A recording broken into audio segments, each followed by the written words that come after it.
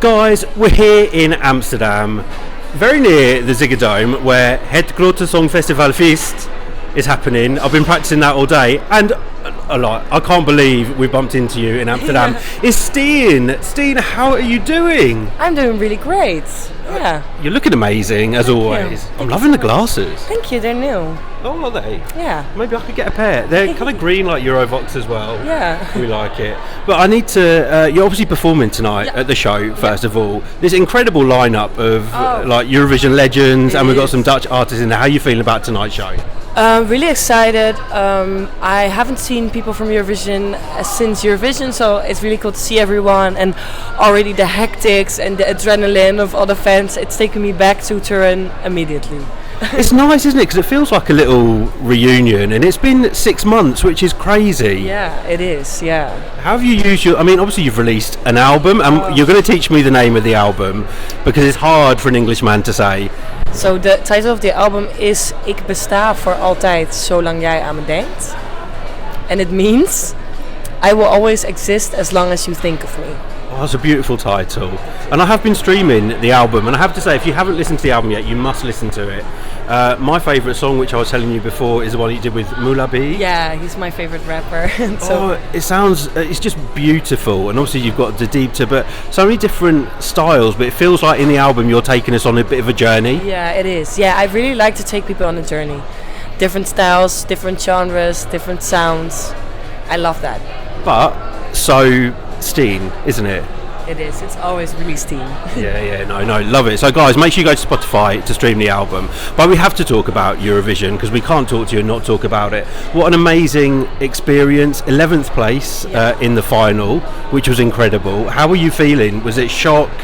Was it? It still like overwhelms me a bit that I did it, because it's so not for me. And even now, when I get back and I feel all the energies and the adrenaline of everyone, I really have to get home and calm down from it.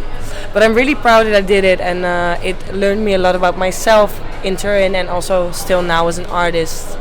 It really formed me to be really professional and hands-on, but also to trust my own choices. And after that, I do actually kind of let it go. Like Eurovision, I did it and then I let it go, because I had my own shows and festivals in the Netherlands, and that's really going well. So I'm really happy with everything. Yeah, and you're actually going to be performing at the AFAS live arena as well, coming up, I think, in the next few months. Is that right? in April, In April. We might have to make our way over for that, because I'd love to come and see that show. Come to Amsterdam, it's my favourite city in the world. Oh, it's amazing, but we haven't been able to see anything here. And I'm sure when we spoke before, we arranged like a night out with you. You have we to can't come. do it this time, but we have to come back, and like I want you to show us all the parts of Amsterdam that kind of aren't really the touristy bits, so like the underground spots. Where would we go? You have in north of Amsterdam, you have to take a little ferry boat, and there you have Skate Cafe. It's like a really alternative like bar, and you also have Garage Noord. It's also an alternative bar with like techno, and you have like really nice bars in my neighborhood, like really good bars to have a beer. And it's in the Jordaan. I live in the Jordaan. Okay. So I have a bit of a thing for cocktails at the moment. Can we go for cocktails? Oh, I never really go to cocktail bars. I always drink beer or Aperol Spritz. Oh, see, Aperol Spritz, that's what we're drinking every night in Turin. Yeah, that's my favourite, Oh, I love Aperol Spritz. Well, I'll tell you what, I'm going to take you for a cocktail, because I'm sure we're going to find one that you like. Had a nice one last night with like spiced rum, ginger beer. That's nice. Yeah, but a night out with you sounds like it would be amazing. What's coming up for you next? Obviously, we've got these shows, we've got the album which you're going to be promoting at the moment. When do you have a break? I'm going on a vacation for 2 weeks after this week to the United States. Oh, no, whereabouts? New York, Miami, and I'm going on a cruise trip through the Bahamas. Oh, God, it's going to be amazing. So I'm really excited for that. And then in January, I played 20 times a big stadium in the Netherlands with a group of other artists. And then I'm going to go for my AFAS live show. And what about new music? I know you just released a new album, but I know you're constantly working on new stuff. Now I have a break. Like after this album needs to land, find its place. I'm working on a new show. I'm making a whole production, and that's really a lot of work. So that's what I'm focusing on now. And I'm always really busy. So now for now, no new music. Do you have to like really get in the zone when you're writing? Do you have? Is it like you have to motivate yourself to get in that zone, or does it just come sometimes? Yeah, it kind of both. Sometimes it comes to me, but also I have to really focus. And now I have like 4 months full in my agenda, so there's no room for making music. But it's also good for me because sometimes I do have to take a break and let everything sink. Yeah, and has it been pretty non-stop since Turin for you? Yeah, it is. Yeah, but before Turin also was like non-stop, but I love that.